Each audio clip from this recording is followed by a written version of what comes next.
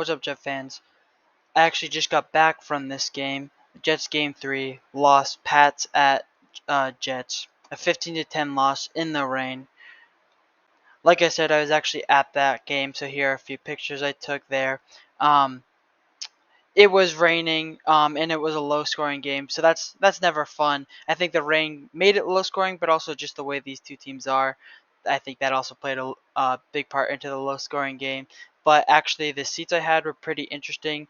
The perspective I had is kind of like watching the film of the game, where I kind of got to see everything develop, all the plays and the way the defenses were working, and I think it's just really um, a unique perspective, I guess, that you don't really see on TV. So that was also really interesting.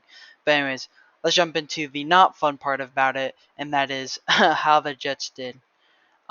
So first, the offense.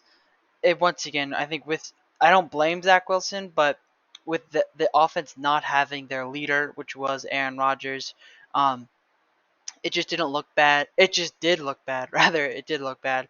The offense looked pretty bad. It scored only 10 points. That's not great.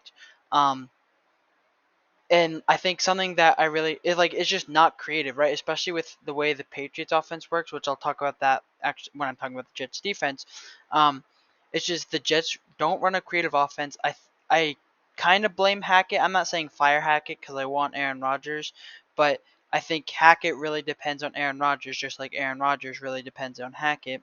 And now Aaron Rodgers isn't there, so he's missing in the equation. It's just really not a creative offense, and it's really predictable.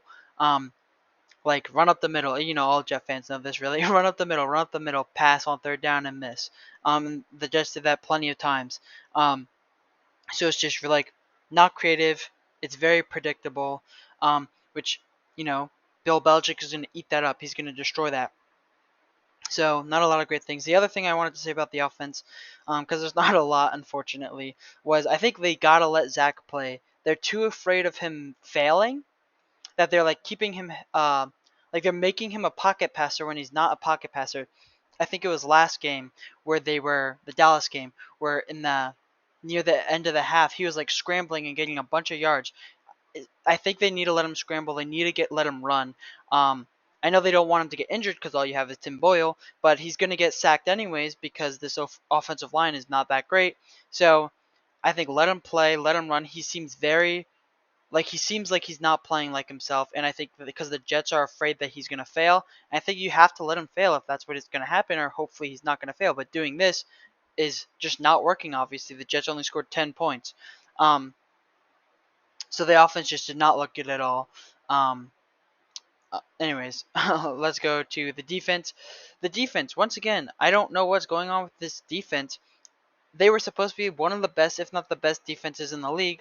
Week 1, they kind of looked like it, but week 2 and week 3, they haven't looked good. In fact, like the Dallas offense, I guess you could say is pretty good, but the Patriots offense is not that good, and I know they only held them to 13 points if you don't count the safety, which wasn't on them. But still, like they just did not look that good. They need to make big plays for this team to work, and they're not making big plays. Um, they recorded 0 sacks, which all the talk about this defensive line, 0 sacks. That's terrible. And I will say, to be fair to this defense, the Patriots offense is a really good against this type of defense. The pass rush heavy, because the Patriots offense does quick, super fast plays. Well, I asked why can't the Jets do that, but anyways, so that's why they didn't record a sack because they don't have the time because the way the Patriots offense works and the way why Mac Jones, I think, looks a lot better than Zach Wilson when he actually isn't, is the way the offense is run, which I think is another bad thing about the Jets offense, where Bill Belichick and the Patriots can make Mac Jones look serviceable, I suppose, while Zach Wilson looks way worse, and I think Zach Wilson is more talented.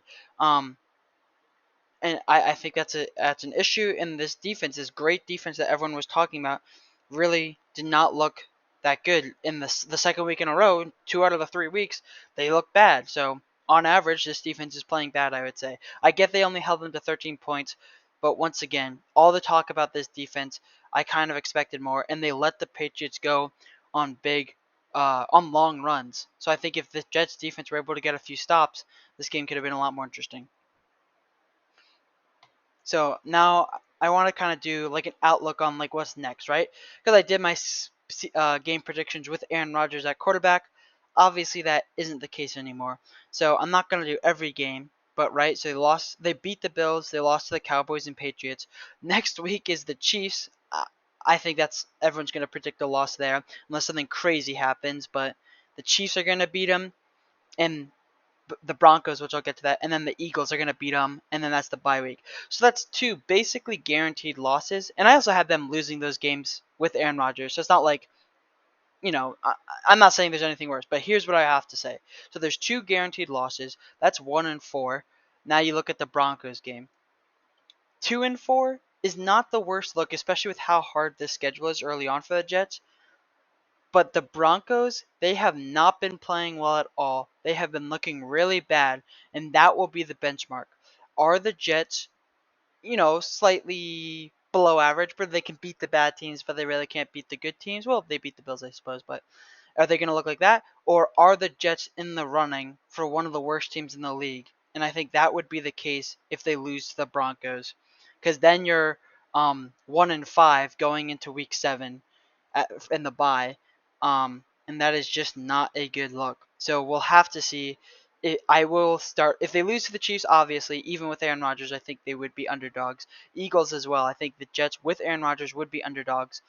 But the Broncos, even with Zach Wilson, if they can't beat the Broncos, I think we need to start ringing the alarm bells. I think there's a big issue with this team, and well, frankly, we have to look at it next year, and hopefully we can draft a good player with that first round pick if we can't beat the Broncos, because I think we'll be one of the worst teams in the league then if we can't beat the Broncos. Anyways, I hate to be a downer, especially after reviewing a game I went to, but anyways, if you want to hear me talk about the Jets when they play the Chiefs, don't forget to subscribe. Bye.